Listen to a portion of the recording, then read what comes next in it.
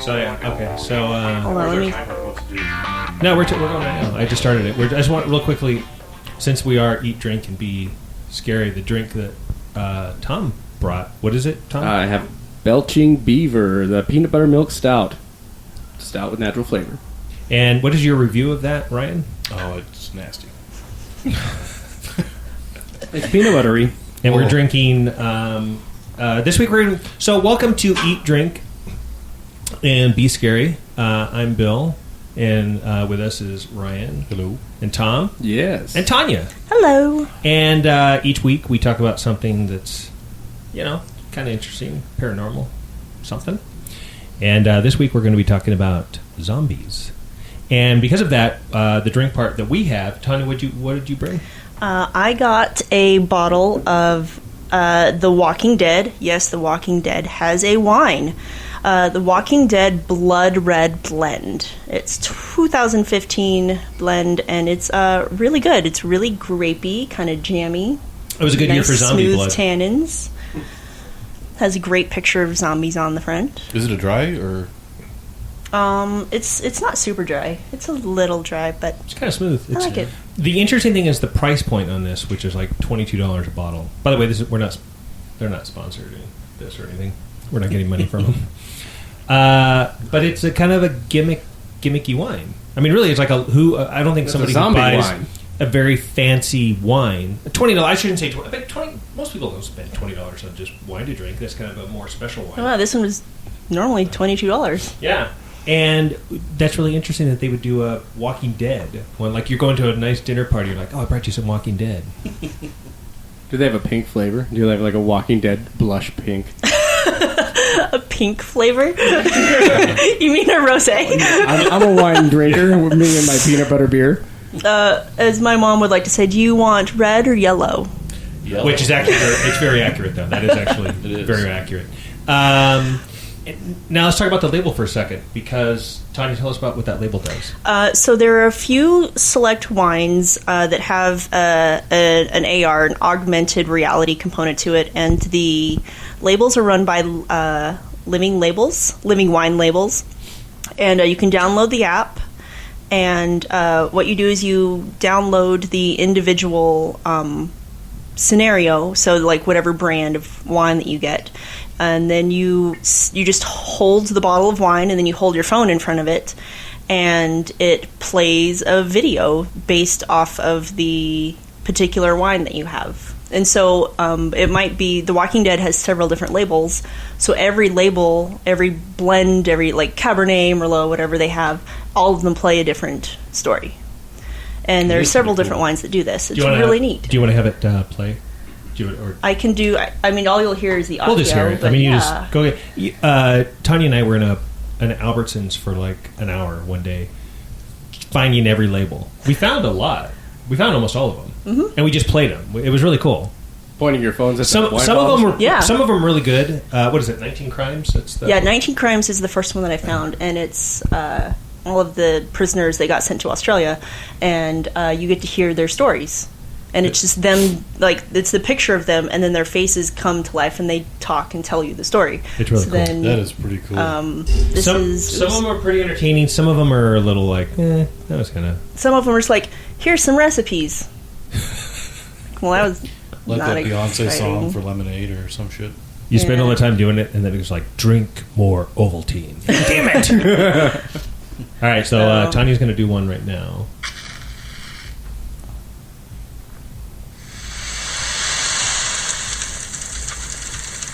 Am I glad to see you? They're coming fast. This could get real ugly, real quick. No guns. We can't draw more attention.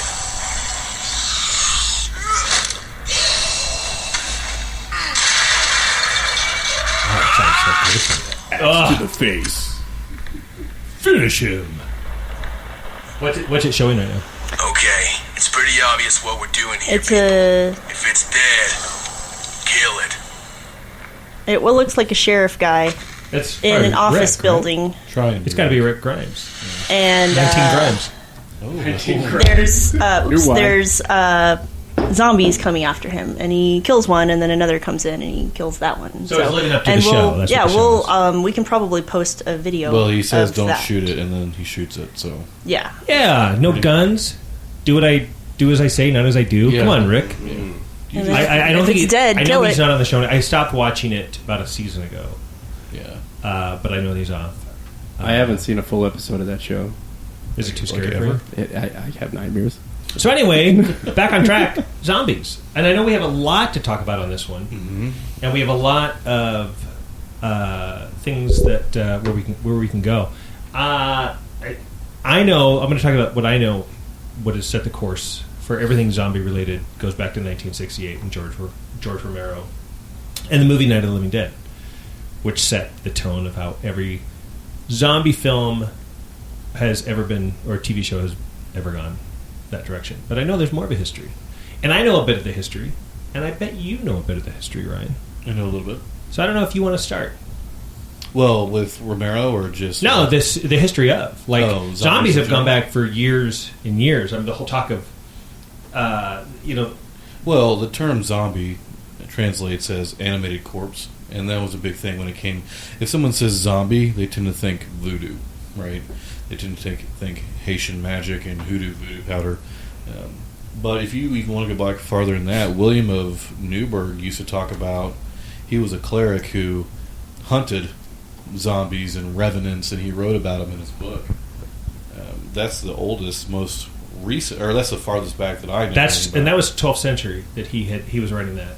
Yep, it was. There was the Epic of Gilgamesh Yep. and Ishtar, who said basically that was the first person that ever said raise the dead, and I believe it was something like raise the dead and they'll eat, Talk about eating the flesh. Yeah, eating the flesh of or those something who were like alive. Yeah, which was at the time, who knows. yeah. Well, the most iconic case of a voodoo zombie was, I'm going to butcher his name, Clairvius Narcisse. He was a Haitian man said to have been turned into a zombie by a boker, or bokor, which is a person who studies both white and dark, or basically practices with both hands, is what they call it in voodoo. He's a bi-magician. Yes. By magician. By the way, if you're hearing that sound out there, it's the stupid bike bar. If any listeners are hearing a bunch of drunk people out my window, and it's also Cinco de Mayo. it is Cinco de Mayo. There's a huge block party on front of my building, and then the bike bar goes by with a bunch of drunk people, and they pedal, and they start singing songs, and it's really obnoxious. So anyway, sorry, go back. Oh, no, you're fine. We were talking about by magicians, and I was thinking... And then the bike bar came up. Yeah, like Siegfried and Roy. Not those type of magicians. But what they would do is they would make this powder, and the powder was designed to make someone into a zombie. And scientists have actually looked into what goes into this powder, and it's mostly pufferfish toxin, some skin of certain types of tree frogs, some either people say like marine toads, human remains. I mean, there's a lot of stuff that goes into this powder, very similar to Dume powder. But what they would do is they'd put it into your system, and then you would essentially lose all willpower, and you could be a zombie. Like, people would tell you what to do, and you'd go do it. And that's why voodoo came up with this recognition for these zombies and those people in general. It was pretty interesting. Well, they claim there have been Haitian cases where there have actually been zombies. Oh, yeah. Where they have actually, and I think that's where the actual word came from. I think It when is. the actual zombie. I know there's been like through history, there's been a bunch of other names, but the interesting thing about this is deep down, even if people didn't know what a zombie was, the fear of zombies, the fear of the dead rising, has always been there. Because if you think, we seal coffins, and in like China for years, they used to put rocks in the mouth of the dead, so they couldn't absolutely. bite. They couldn't come in and bite, and that's why there's like so much. It's really interesting. Even Viking folklore. There was the hold on, I wrote it down. It's Dragger? Dragger. He was the first zombie that actually would eat your flesh. That was the whole and concept of him. They were just a massive horde that were almost impossible to beat, too. I mean, they scared a lot of people. And I think that's one of the big things that people worry about, primarily when the dead come back is not only just the fact that they're strictly there to kill and to eat the people who are alive, all the disease and how it's easily transmutable and transmittable. I mean, that's all the stuff that is really terrifying. You know, is it happen when they bite you? Is it blood related? I mean, there's so many different questions. Like we even talked about, like 28 Days Later. That's a completely different type of zombie. They're not the slow zombie that just kind of shamble around. They're fast, they're intelligent, or even like I Am Legend, they're completely different than... Well, then you're breaking into the whole movie zombie thing. I mean, you're talking about that movie zombie starting like 1932 with that White Zombie movie, and they've all depicted different types of zombies from different types of origins ever since, so... Well, I think what the end result zombie would be depends on how they became a zombie in the first place, right? Whether they had to die first, or was it something like rabies that we talked about earlier? I mean, there's a lot of different directions that you can go with zombie viruses. Well, I mean, like, just going off what you were saying earlier, Ryan, are you going to go classify zombies as something that's risen from the dead, or just something that doesn't have its own willpower? So, like, when you were talking about that, my own reading with the Cupadre, the spicy powder, or whatever they use, that maltoxin, that put them into the sleep, then they would bury them, essentially. It would slow down their heart rate to the point they would look like they were dead. Well, that was mostly for cinematic effect. Right, well, so they could bury them and then later go exhume them for themselves. Is that the idea? Well, I know that some people, they'd only bury them very shallow, in shallow graves, so the person, when they woke up, they could actually reach down into the ground and pull them out, and it looked like they were basically reanimating the corpse. But they always did that with people around. Well, yeah, with the show that it's been put in the ground and this is now a corpse. When in actuality they were just sleeping and you woke them up. So that pufferfish toxin's fun stuff. So where does the idea of the zombie coming from, has been dead, no longer has a pulse, and now is risen and reanimated? Where does that start from? That's been around for, like Bill was talking about, like the Vikings talked about it. William of Newburgh talked about revenants. You've got Asian culture has ghouls. They were female zombies, but basically they sinned in life and they came back and stole your soul. And well, they were almost like sirens too, where they would look beautiful and they would lure people over to them, and then they would turn into their corpse look, and you know, that's like those beer goggles coming off. That's when they sake goggles. Sake goggles. Is it to pay a penance? Is that what that is? Yeah, I think for the most part, you know, a woman who. So, as you know, a lot of Asian cultures are really big on their spiritualism, and then just their way of life in general. Like they have very certain ways that customs. They like to do things, and if you went against those things, there were hundreds of different bad things that could befall you. Right. So, I will say though, of going back to 28 Days Later, that's probably the scariest zombie. I wouldn't say it's the scariest zombie film. I'd say it's the scariest zombie concept, where they're just going to run after you. Well, like Train to Busan, that was an amazing movie. Yeah, which I still haven't seen. I mean, it was like 28 Days Later, but with really good acting. So it was actually, it made you feel like these people were really in pain and contorting, and it went from normal to all of a sudden blood craze. Like they were fast, they were smart, they were strong. They were like the horde of zombies, but they all were hyper intelligent and hyper fast, and it was just that would be the hard part. The one thing that 28 Days Later that really fascinated me was he walks into a church. He still doesn't know what's going on. Basically, all of London is empty, and he goes in that church and he sees people there, and he says hello, and like half of them sit up and look at him, and then they start sprinting after him as fast as they could. What the interesting thing to me is like they rest.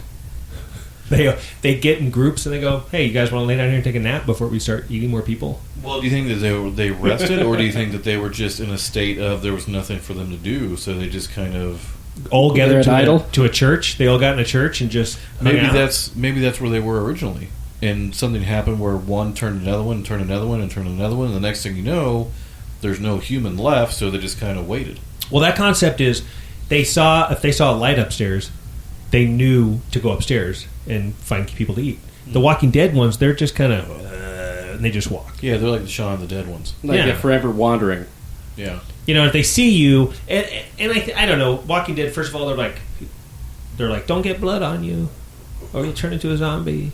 And then they're like, "No, guess what? You can get blood on you. Just don't let them bite you." What is it, like gingivitis? Is that how it's passed, or like the scratching? I don't know.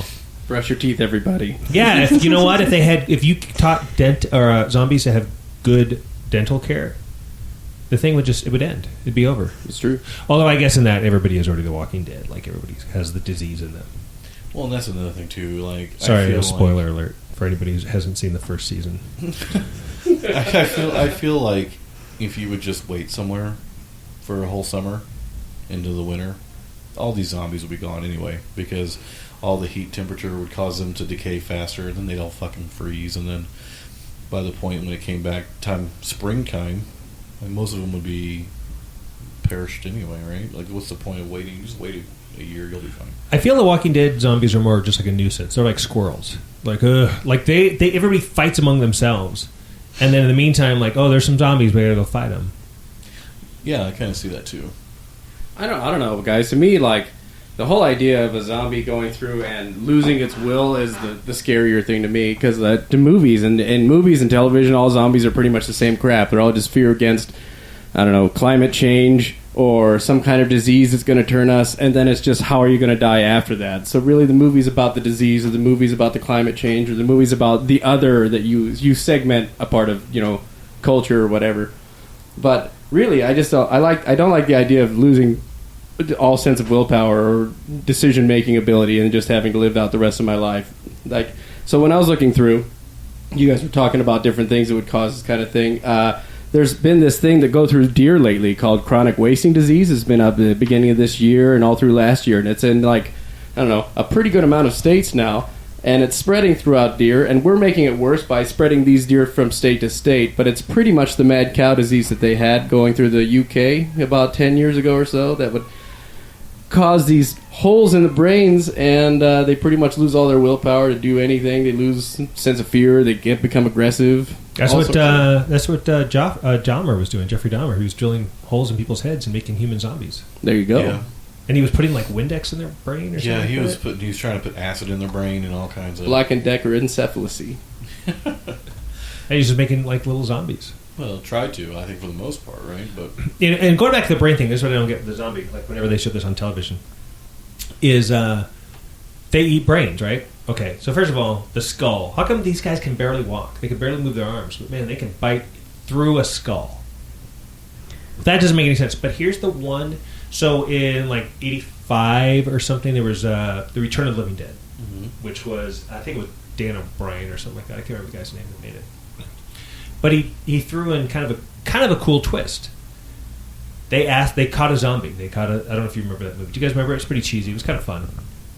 They caught a zombie and they tied her down and they were asking her, why are you eating brains? And she said, because it hurts. It hurts and brains make it feel better. Their bodies hurt and brains make the pain stop.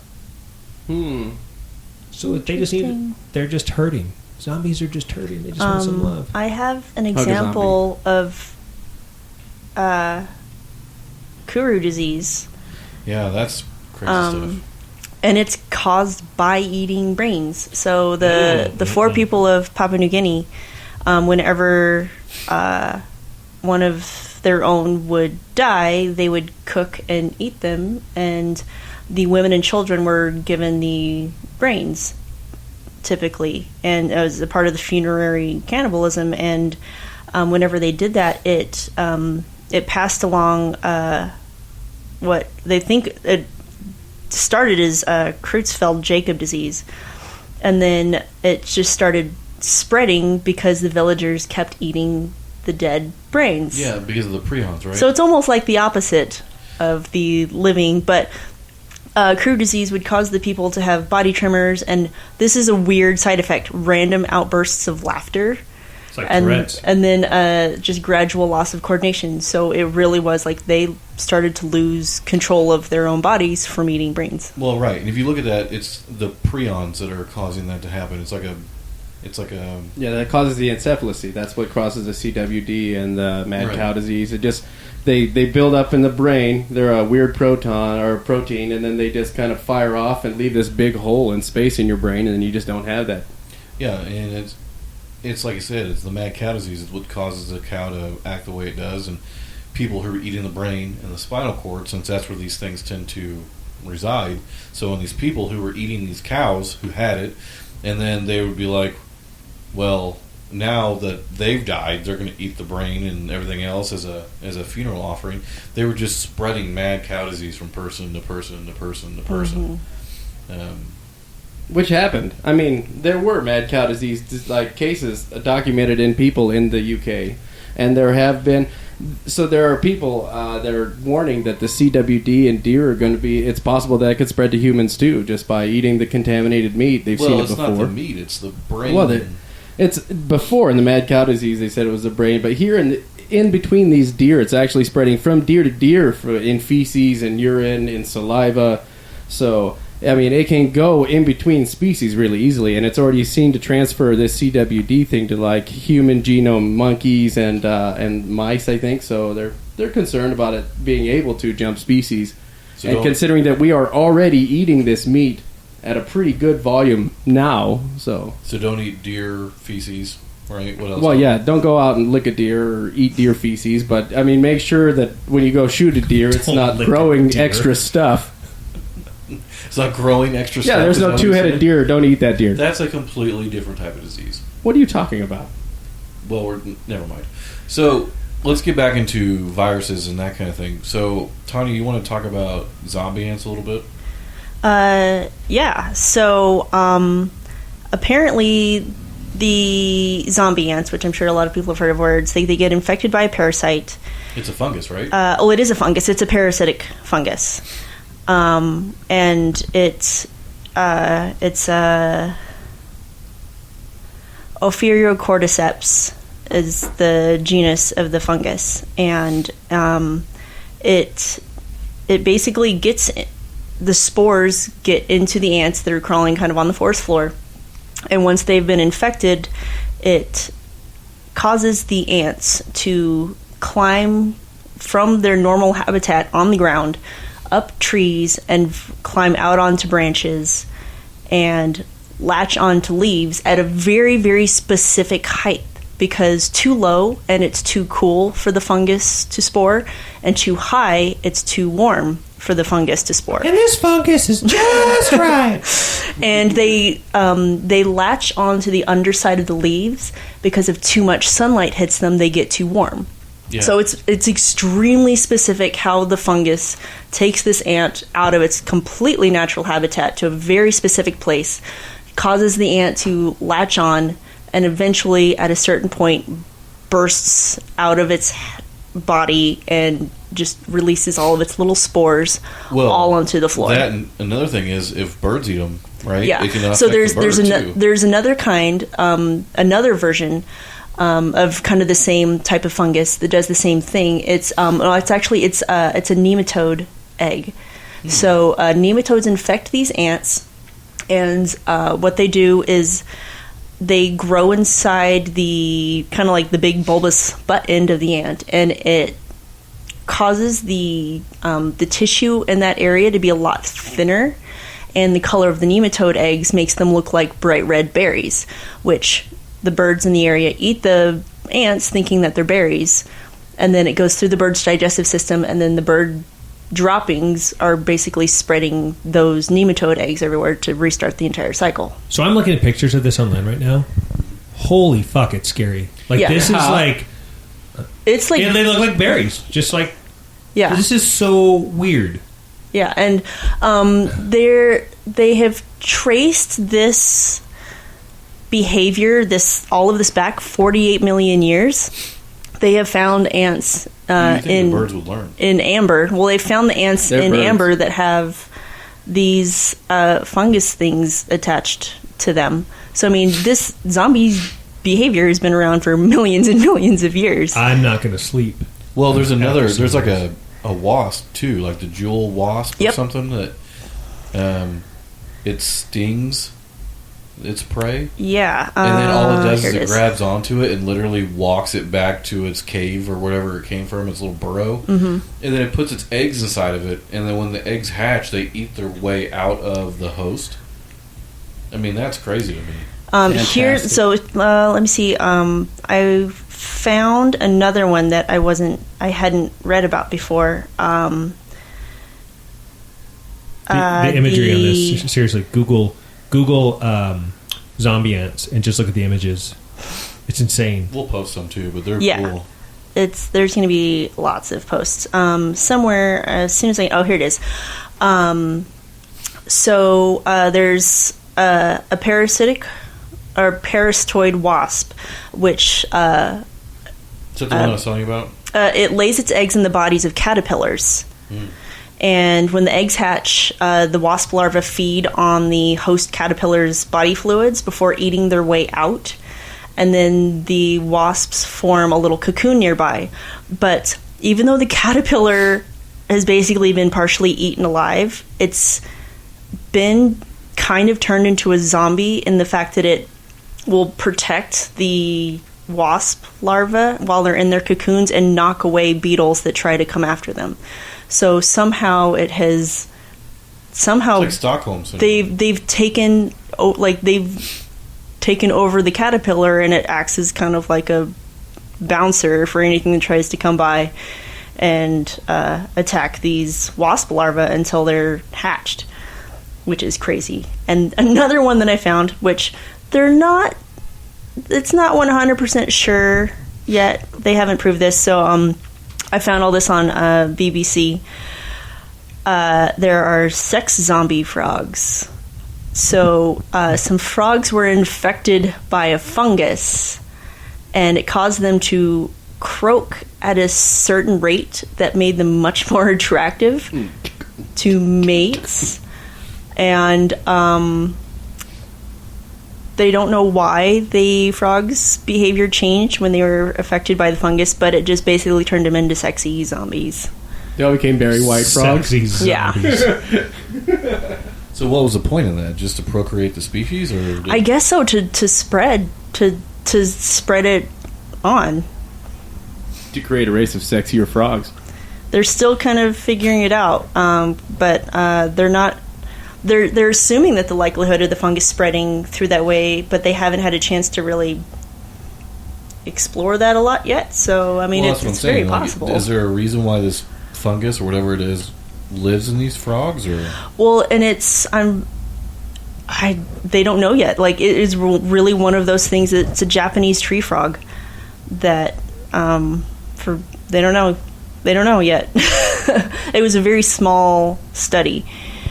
See, that would be the preferable parasite to get in my book. I mean, like, there's parasites to get, and I don't know if they all get and affect humans, but the one I was reading on the BBC as well, that was my favorite, was the one that enters this little crab through little chinks in its armor, gets inside of there, and then essentially sets up underneath of it, takes all of its nutrients, and makes it raise its own eggs and stuff on its own. And this is the beautiful part. It does this to the female crabs.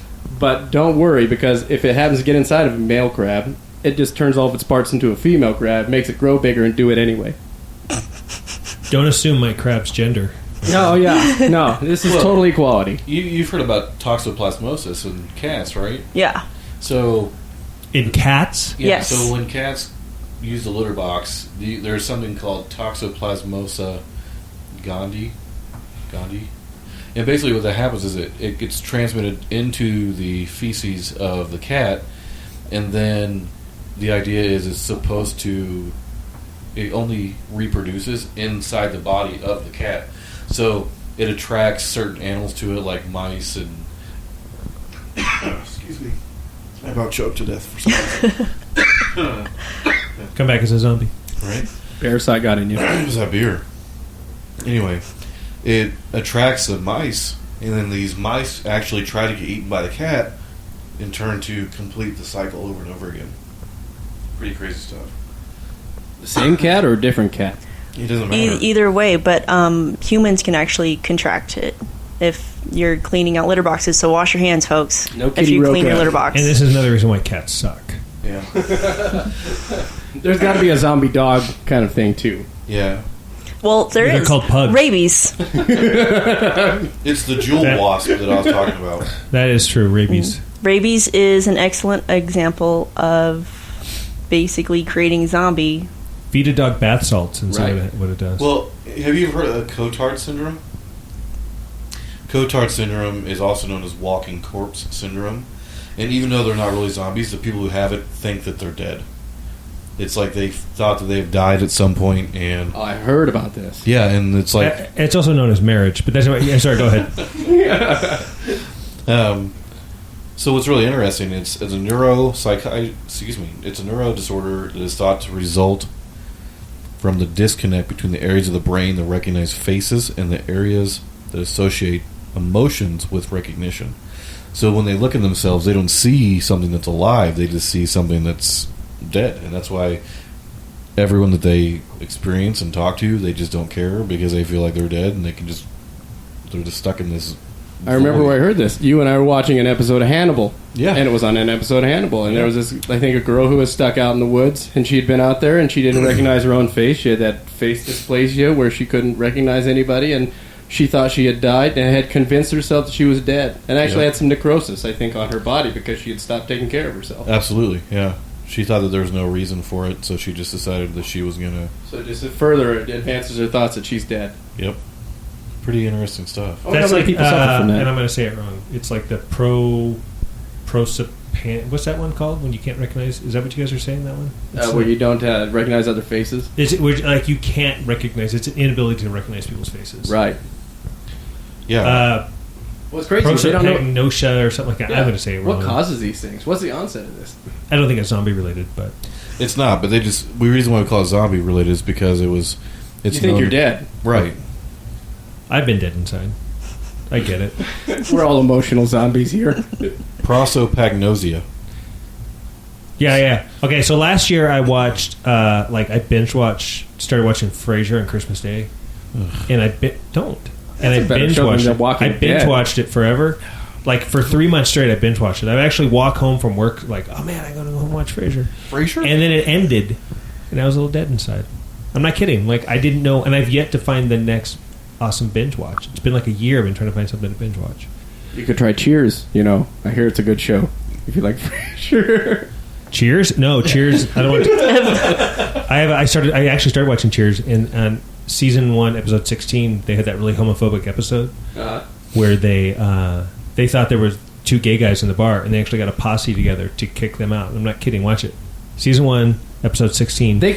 Cliffy and Norm are like, hey, Normie, you want to go bash some homosexuals? Like Are you serious? They didn't say that line, but they basically got a posse together to kick out gay guys out of a bar. That would have been the only time they got a posse together in that bar at all, because that was a lazy bar, that Cheers bar. Yeah, it was. That's sad. It is sad. They should make a zombie out of that show, the way that Hollywood makes zombies out of every other show, and just reanimate them and make them what they want. Yeah, we should. I didn't realize. I don't think I've ever watched like more than one episode of Cheers. You're not missing much. Well, if you want to watch episode 16 of season 1, you will never want to watch it again. I was really disappointed. And then I realized these aren't really likable people. But they're not in a good way. Like, I wouldn't be friends with these people. They're all actually really bad people. 'Twas the 80s. Except for Coach. I'd hang out with Coach.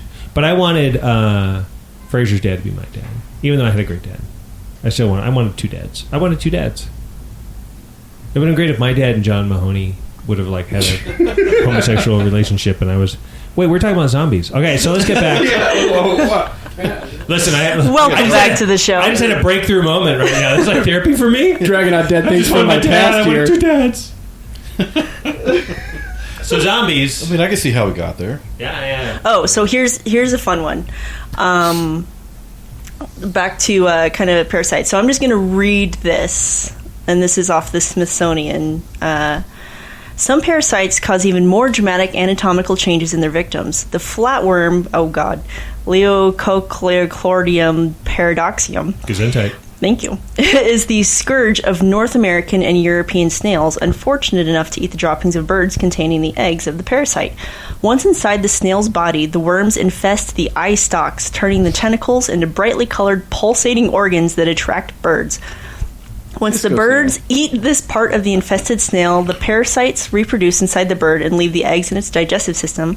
And simple as they are, the parasites evolve to be masters of manipulation. So basically, this parasitic worm turns the snail's eyeballs into little Beacons. bulbum beacons. Does it still live after this? Does it go around with like these disco eyeballs? I don't know. But what a fucking terrible thing to have happen to you. I mean, imagine if you're just walking along and you're like, oh, I found a cheeseburger, and you eat the cheeseburger, and now your eyeballs Or are strobing. Your just Cyclops. pulsating out of your head, and then a bird comes along and pecks your eyes out. And it's like, well, fuck.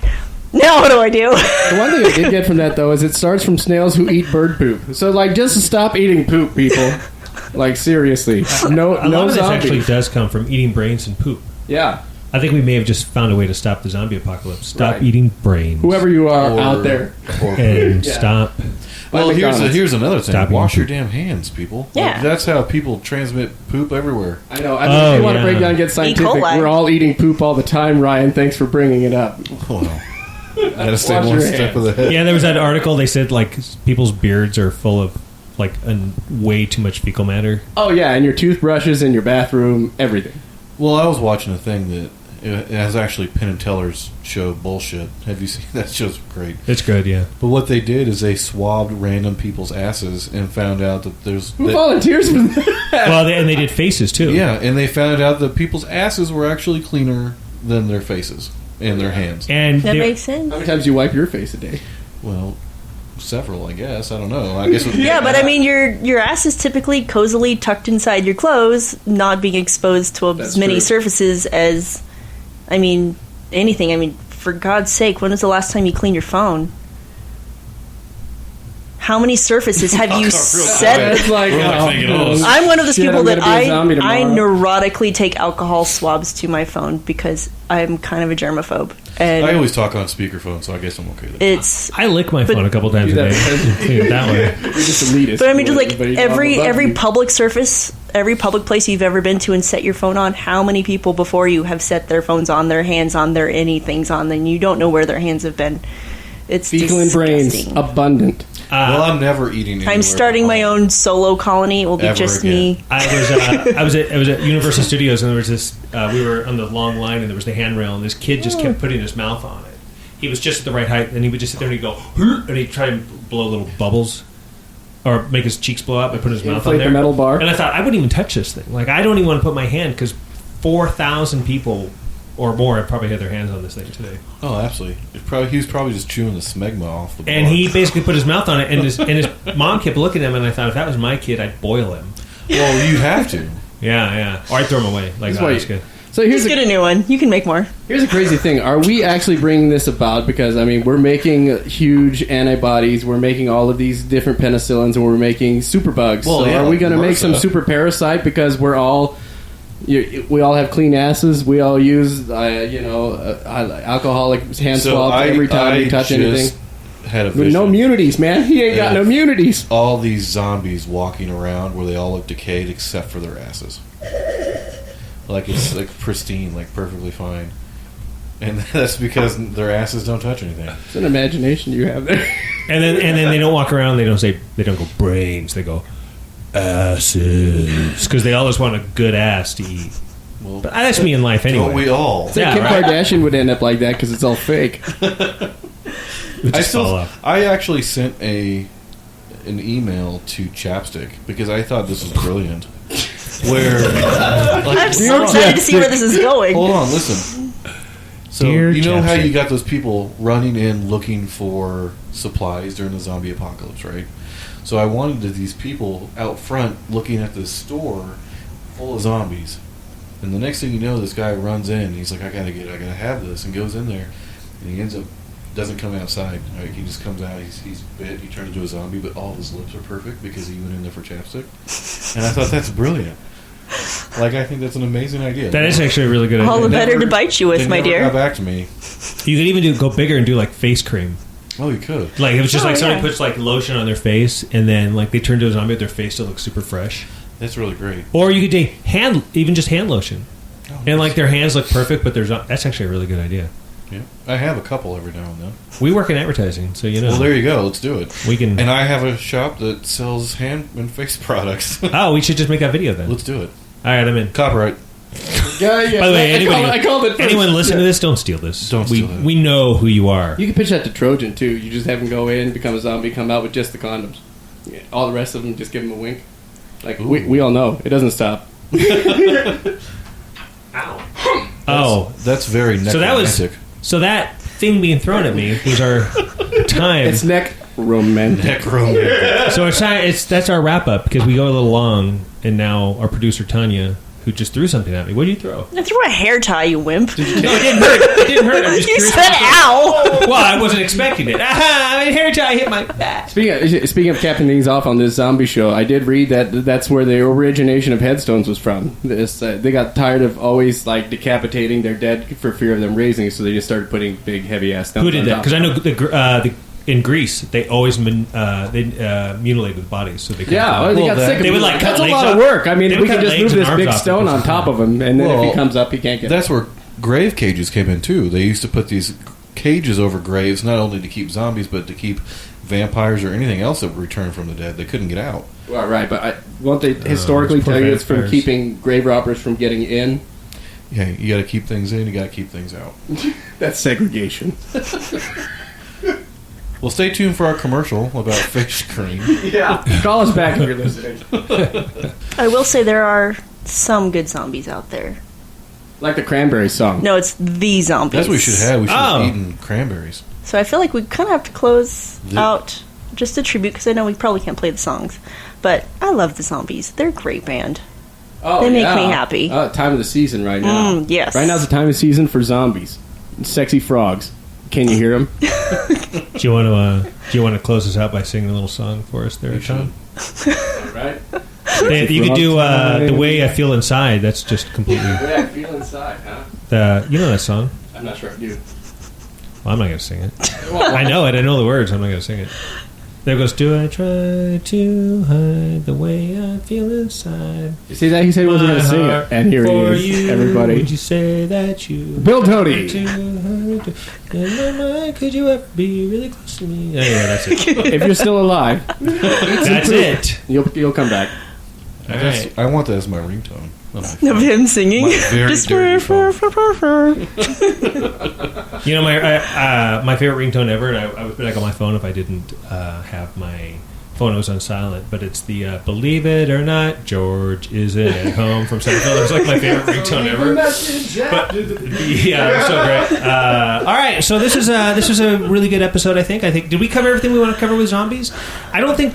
We can bring it back if we didn't, because it's possible. We just talked about them. We can bring it back. We didn't talk about Is that a theory zombie joke? or It was anything. supposed I do. to be that. I feel like for It a went future dead. show, I would love to talk about how it could happen and how it could affect us and how I mean, the we parasites- would react. Oh, to you know it. what a really good one would be? What would you do? We all come up with our scenarios of how we would survive the zombie apocalypse. That would be a... That'd be a good follow. Well, weren't you on a show?